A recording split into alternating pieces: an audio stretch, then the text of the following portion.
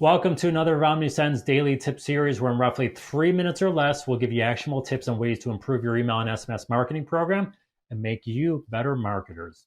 Now, yesterday I talked all about making sure new non-purchase email subscribers were the ones receiving the welcome series. Today, let's continue the personalization theme by going back to the topic of intent.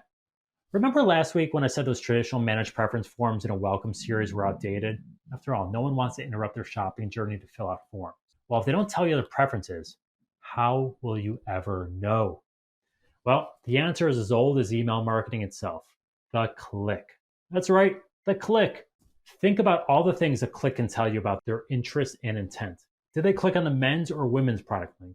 Did they click on earrings or engagement rings? Kind of a big difference there.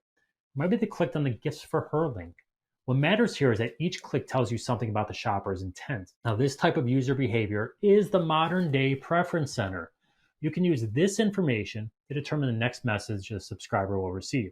For instance, if they clicked on the men's shoes in the welcome message, make message 2 and 3 focus on top-rated or customer favorites men's shoes, along with helpful sizing guides, and maybe complete with star ratings and testimonials. For those engagement ring shoppers, maybe a series about how to choose the right diamond clarity and cut. Things that might actually help a shopper.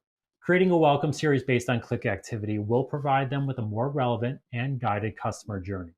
So write down your primary categories of interest, like those in your nav bar, and other important links currently provided in your welcome messages, and start listing the content needed to make more specific messaging for each of those clicks, like top-rated products from that category, customer testimonials, and related educational content, if there is any. Start with one split at a time and continue building as you go.